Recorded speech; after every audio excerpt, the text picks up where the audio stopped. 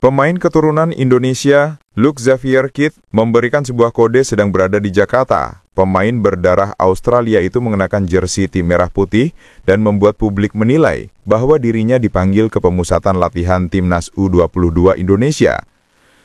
Kehadiran Luke Xavier Kidd mengundang komentar dari Ketua Badan Tim Nasional, Sumarji. Sumarji membantah bahwa Luke Xavier Kidd dipanggil ke Timnas U22 Indonesia. Sebelumnya pelatih Timnas U22 Indonesia, Sumarji, sudah mengumumkan 30 pemain yang dipanggil TC ke Jakarta. Dari 30 nama itu tidak ada Luke Xavier Kidd. Indra Syafri hanya memanggil 3 pemain diaspora yang berkarir di luar negeri. Mereka adalah Ivar Jenner, Mauro Zylstra, dan Dion Max. Adapun Luke Xavier Kidd bermain bersama GS Iliopolis di Liga Yunani 2025-2026. Indra Syafri tampaknya tidak melirik pemain berusia 22 tahun itu meskipun berkarir di luar negeri. Lanjut Sumarji, para pemain Timnas U22 Indonesia sudah mulai berkumpul di Jakarta.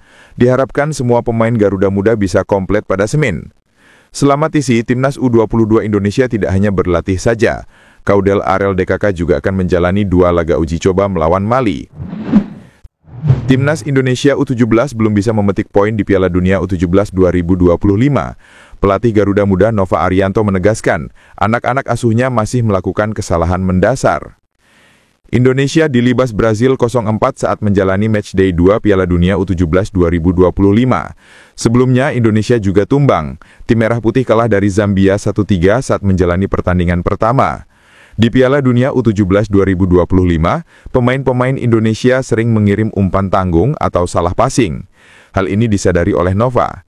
Menurut saya itu memang menjadi salah satu kelemahan dari secara individual pemain, dan itu yang memang harus menjadi catatan besar kami, yang mungkin bukan hanya di Timnas U17, di U20 maupun U23.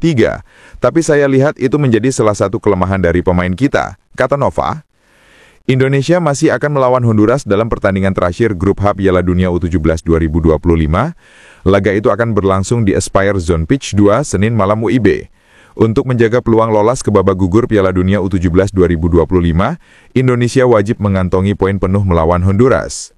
Indonesia masih bisa mengejar tiket ke babak 32 besar lewat jalur peringkat ketiga terbaik. Pascal Stroke, yang baru saja mengantarkan Leeds United promosi ke Premier League 2025-2026, ramai dibahas dalam beberapa hari terakhir. Bek 25 tahun ini menjadi perbincangan pencinta sepak bola tanah air karena kedapatan berada di tribun yang sama dengan mantan pelatih Timnas Indonesia, Patrick Kluivert, saat Oxford United menjamu Leeds United pada Sabtu 19 April 2025 dini hari WIB. Pencinta sepak bola Indonesia langsung mengaitkan kejadian di atas dengan kemungkinan Pascal Stroke segera menjalani proses naturalisasi menjadi WNI. Sejatinya tanda-tanda Pascal Stroke segera membela Timnas Indonesia sudah dibocorkan media Belanda Football Premier. Petinggi Football Premier, Denny van Laar membocorkan Pascal Stroke sudah diizinkan membela Timnas Indonesia. Meskipun begitu, tak diketahui secara pasti siapa yang memberi izin di sini, entah orang tua atau keluarga besarnya. Jika benar menjalani proses naturalisasi WNI, Pascal Stroke merupakan kepingan puzzle terakhir di lini pertahanan Timnas Indonesia. Dalam pola 3-4-3 rajikan Patrick Kluivert, Pascal Stroke dapat mengisi posisi bek tengah sebelah kiri. Ex-pemain Ajax Amsterdam U21 ini dapat membentuk trio tangguh di jantung pertahanan skuad Garuda bersama Messil Jers dan Kapten J. Itzes. Dalam sebuah wawancara pada 2020, Pascal Stroke mengaku memiliki darah Indonesia dari sang kakek dan neneknya. Kakek Pascal Stroke bernama Peter Weidemuller yang lahir di Surabaya, Jawa Timur.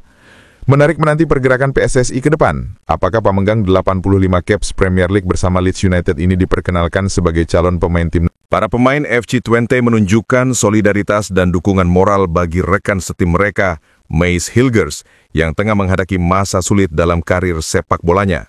Dalam laga Eredivisie Liga Belanda melawan Telstar di Stadion De Grolsvesten Sabtu dini hari waktu Indonesia Barat, seluruh pemain Twente memasuki lapangan dengan mengenakan kaos bertuliskan pesan khusus untuk Hilgers. Maes, semoga lekas sembuh, kami ada untukmu. Demikian tulisan yang tertulis di kaos merah. Tindakan ini menjadi bentuk dukungan moral dari skuad Twente kepada bek naturalisasi Timnas Indonesia yang saat ini tengah menjalani pemulihan dari cedera anterior cruciate ligament atau ACL yang dialami saat latihan. Hilgers, yang tidak dapat hadir langsung di stadion, menyaksikan momen penuh haru itu dari kamarnya lewat siaran televisi. Melalui unggahan di Instagram Story, ia membagikan rasa harunya atas perhatian rekan-rekannya. Cedera yang menimpa Hilgers menjadi pukulan berat, terlebih karena musim ini ia belum tampil sekalipun bagi Twente akibat situasi negosiasi kontrak yang belum menemui titik terang.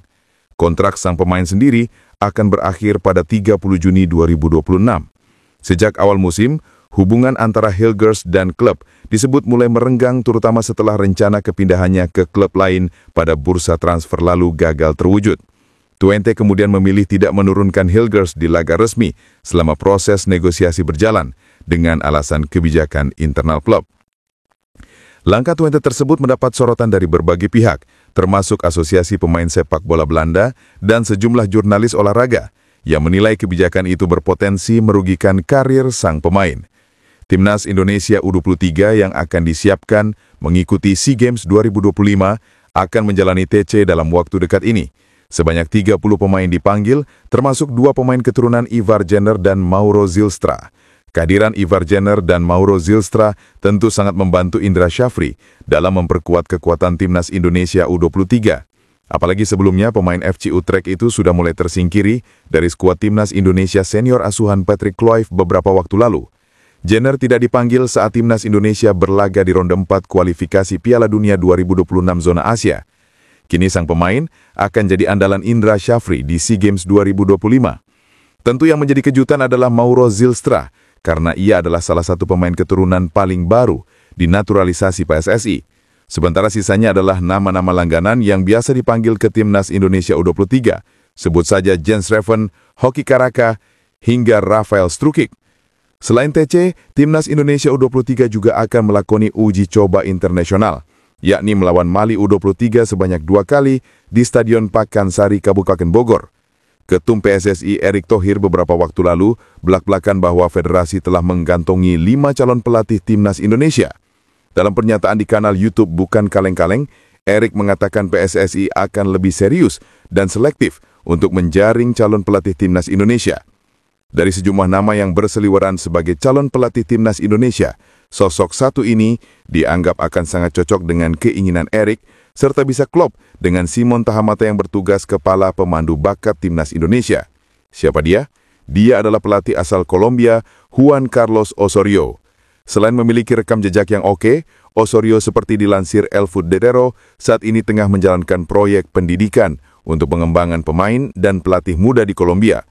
Melalui akun media sosial pribadinya, Osorio mengumumkan bahwa ia akan memimpin sebuah program pedagogis bernama Formar Formadores, sebuah inisiatif yang bertujuan meningkatkan kualitas pelatih dan pemain muda dari akar rumput di sepak bola Kolombia.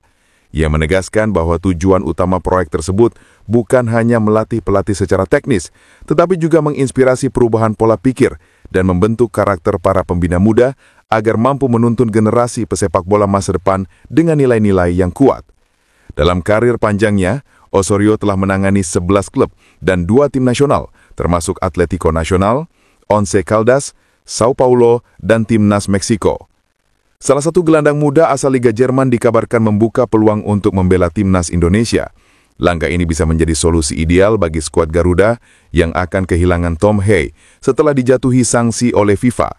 Kabar buruk memang tengah menghampiri Timnas Indonesia menjelang agenda penting di kalender internasional. Salah satu pemain kunci sekaligus motor permainan, Tom Hey, dipastikan harus menepi usai mendapat hukuman dari FIFA. Situasi ini tentu menjadi pukulan bagi skuad Timnas Indonesia, mengingat peran penting Tom Hey di lini tengah.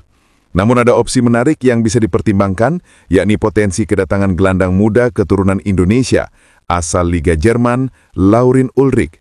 Laurin Ulrich merupakan pemain berusia 20 tahun yang kini memperkuat klub FC Magdeburg di kasta kedua Liga Jerman.